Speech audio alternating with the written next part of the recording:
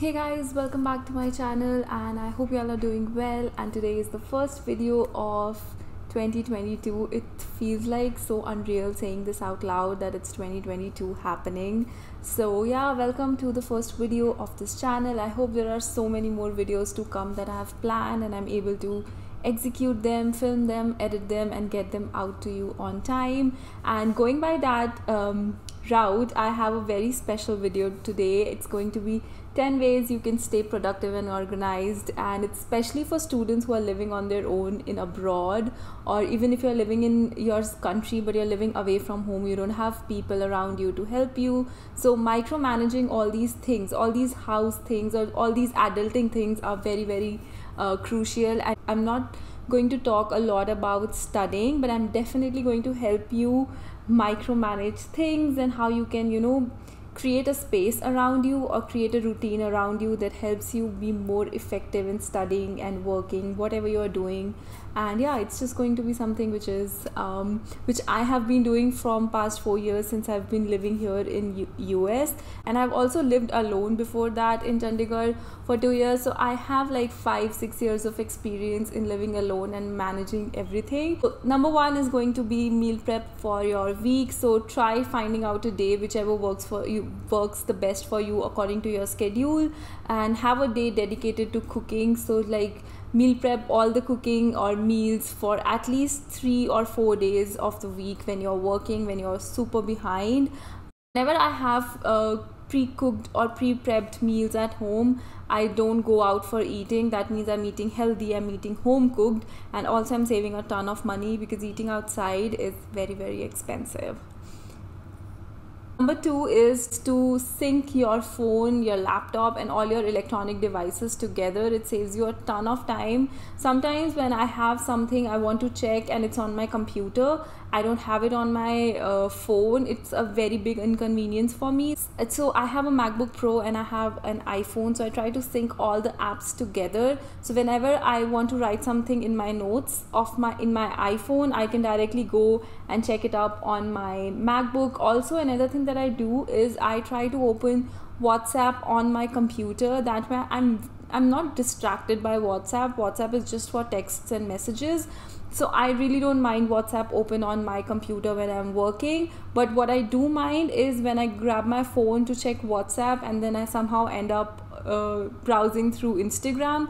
That's what creates problems for me for my productivity.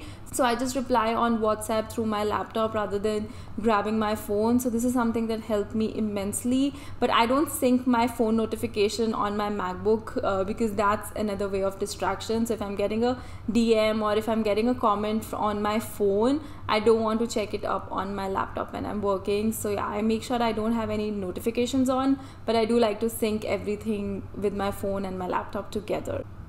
Number 3 is going to be set up your routines. I know I've said this so many times and I'm gonna keep repeating this. Having a morning routine, evening routine or a Sunday routine can help you bring so much peace of mind. Like when you have dedicated times or routines to dedicate things that are important, it might not seem like a lot, like having a morning routine, but getting these things done in the morning sets my day or the tone of my day. And if I get done all the things that are there on my morning routine, I am definitely more productive.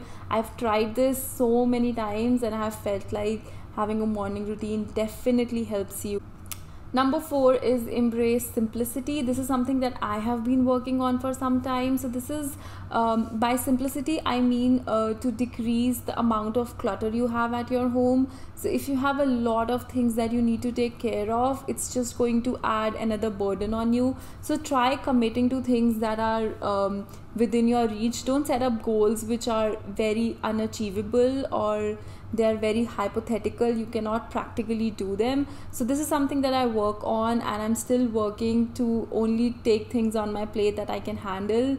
Yeah, sometimes it gets overwhelming, and a simple example is if you have too many shoes, you cannot decide in the morning which shoes to wear and it just wastes your time. So just try keeping a bare minimum pairs that you absolutely need, and if you have some things lying around in the house that you don't really use, try getting rid of them because this would help you so much in a long run. So yeah, try minimizing your clutter mentally and also physically around you. Number 5 is have a cleaning routine or a schedule. Now this varies from person to person. Obviously, if you live in a big house and you have a lot of people, then it's different, and for some of you, you might have even house help to help you take care of things like washing, cleaning the utensils, cleaning, and doing your laundry. But what I do is I clean every day with a timer. So say I clean around for like 1 or 2 songs, or I watch one video and I clean while that video is running as a break.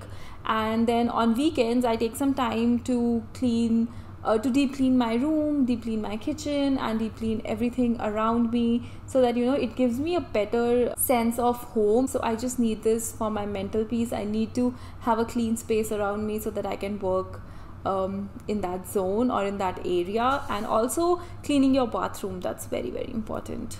Number 6 is to make to-do lists, to make goals, not like goals, but like to have some things that can be accountable for.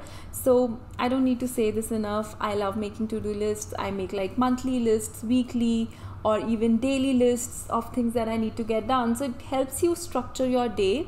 If you have like 3 or 4 things that you need to get done in that day, it can be a very small thing, but it's something that's there on your list. It just makes your life so much easier. It lets you focus on one thing at a time, because you have time for other things, because you already have a mental list or a written list in front of you. So number 7 is calendar blocking or time blocking. So what batching means is like you're doing similar things in one go. So you batch or you block some time for, say, writing, or you block some time when you film your videos or when you do your house things. It helps you be more efficient, because sometimes what I do is when I have to film a video and I know it's going to be like a sit down video for an intro, or like this video, I try to film 2 videos together instead of filming one on Sunday and then one on next Sunday. I try to save that time and do both of them together. That way I don't have to get ready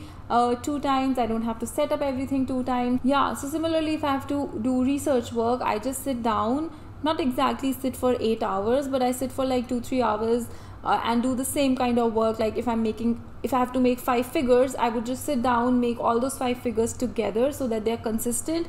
And since I'm already in that zone, I have all the apps that I want to use opened up on my channel, so it just saves a lot of time, and it just makes more sense to me in my area of work to have time blocking done. Number 8 is 2 minutes rule. This is something that a lot of people already know about, and this is something that I recently started doing. So if it takes less than 2 minutes to get something done, just do it. If it takes 2 minutes to unload the dishwasher, do it. It takes less than 2 minutes to book an appointment that you have been procrastinating for weeks, or in my case months, then just make that call. So anything that's on your mind and it takes less than 2 minutes, just go for it. You have to put in a work order for something, like your fan is broken or something is broken, and since you don't have parents or somebody else to take care of it for you, you have to do it yourself, and it just takes less than 2 minutes to write a work order. So just number 9 is brain dump. So this is one of my favorite exercises to do whenever I feel overwhelmed, or whenever I feel I have a lot going on in my life and I don't know what to do. I just sit down and I just write whatever is going on in my mind, whatever things that I need to do, whatever things that I need to focus on, whatever it is that is bothering me, I just write it down as a brain dump, and it just helps me feel so much better. Number 10 is to have breaks, is to have self-care days. Obviously, I say that routines are very important, but sometimes it's very, very important to take care of yourself.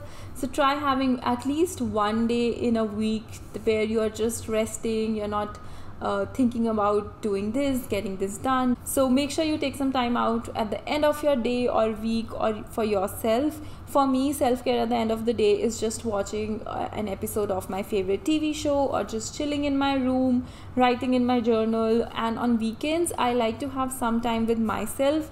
Like I do like cleaning, or I like cooking, or even going out on lunch or cafe dates with myself.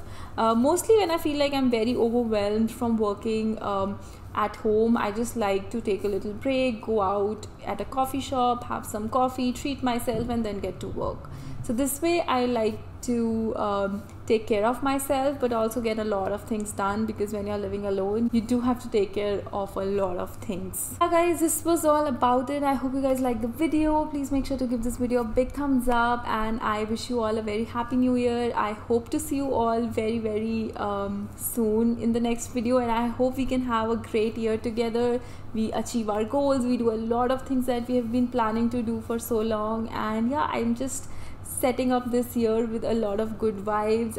And that's it for me. I'm gonna see you guys in my next video. Bye.